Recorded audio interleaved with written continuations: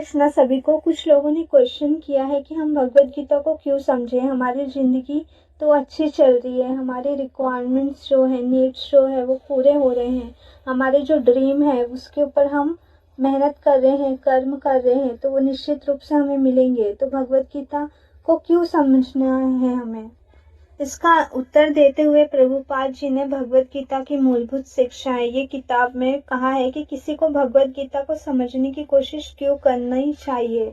इसके दो तर्क दिए हैं, जिसमें वो कह रहे हैं कि मानव जीवन एक विशेष है, जिसमें उन्होंने बताया कि मनुष्य और जानवर के लिए सोने, संभोग करना, बचाव करना यानी कि रक्षा करना और खाना ये समान गतिविधियां हैं, जो कि एक मनुष्य भी करता है और एक जानवर भी करता है। इसके ऊपर श्लोक भी है कि आहार निद्रा भय मैथुन च संयम एतत् पशुभिः नारायणं धर्मो हि तेषाम् अधिको विशेष धर्मेण हीन पशुभिः समानम्। ये हितोपदेशा में ये श्लोक आता है, जिसका अर्थ इस प्रकार है। खाने, सोने, संभोग करने तथा रक्षा करने की गतिविधियां जानवरों और मनुष्य में सामान्य है। मनुष्य तभी श्रेष्ठ माने जाते हैं जब वे परम सत्य के बारे में पूछताछ करते हैं, अन्यथा उन्हें और जानवर एक ही समान माना जाता है। मनुष्य अन्य प्रजातियों की तुलना में उच्च बुद्धि और तर्क क्षमता से संपन्न है। ये विशेष क्षमता मनुष्य को अपने अस्तित्व और अपने आसपास की दुनिया की प्रकृति पर सवाल उठाने के लिए विशिष्ट रूप से योग्य बनाती है। दरअसल परम सत्य की गंभीर जांच मानव प्रजाति की विशिष्ट विशेषता है। इस प्रकार मानव जीवन आध्यात्मिक पूर्णता प्राप्त करने का एक सुनहरा अवसर प्रस्तुत करता है। भगवत गीता को समझना हमें इस उत्कृष्ट क्षेत्र में प्रवेश करने की कुंजी प्रदान करता है। यहाँ पे कहा गया है कि जितनी भी प्रजातियां हैं, जो जीव हैं, उसमें जो मनुष्य प्रजाति है उसके अंदर इतनी बुद्धि और क्षमता भगवान ने प्रदान की है कि वो प्रकृति को समझ सके, प्रकृति को जान सके।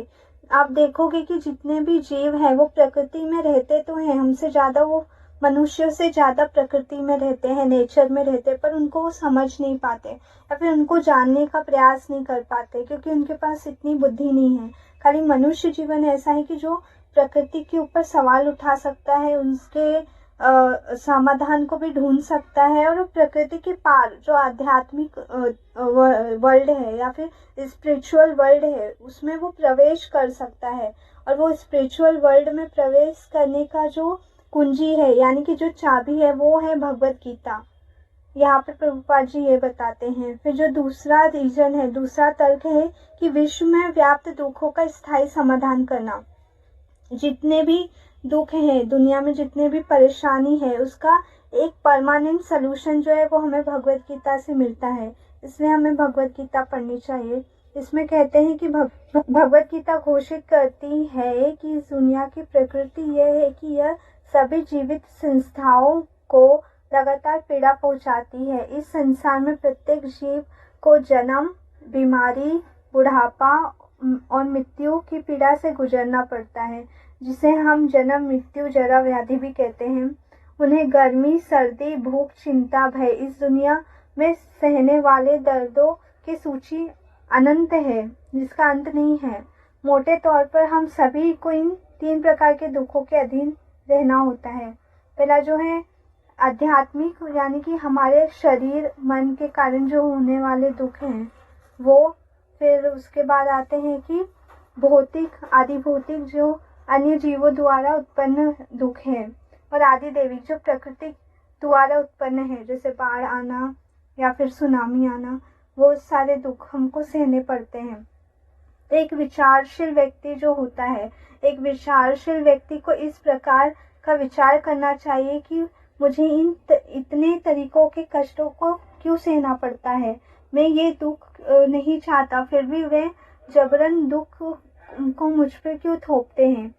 कोई भी बड़ा या छोटा, अमीर या गरीब इस हमले से अछूता नहीं है। जैसे सबसे बड़ा एग्जाम्पल जो इसका है, कोरोना वायरस, कोविड जब आया था, वो सबके लिए समान था, चाहे वो अमीर हो चाहे गरीब हो, सब पे वो इफेक्ट कर रहा था।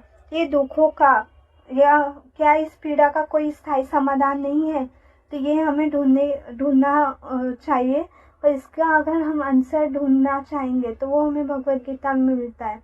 और जो लोग ये सवाल करना शुरू करते हैं कि वे पीड़ित क्यों हैं या वे कहाँ से आए हैं और मृत्यु के बाद कहाँ जाएंगे, वे भगवद गीता को समझने के लिए उचित छात्र हैं। यह महान ग्रंथ घोषित करता है कि हजारों में से एक इस प्रकार गंभीरता से पूछताछ करने की प्रवृत्ति विकसित कर सकता है। भगवान कृष्ण ने इन मूलभूत प्रश्नों का उत्तर देने और अर्जुन और हम सभी को भौतिक जीवन के दुखों से छुटकारा दिलाने के लिए अर्जुन को भगवद गीता सुनाई हमारे लिए। हरे कृष्णा।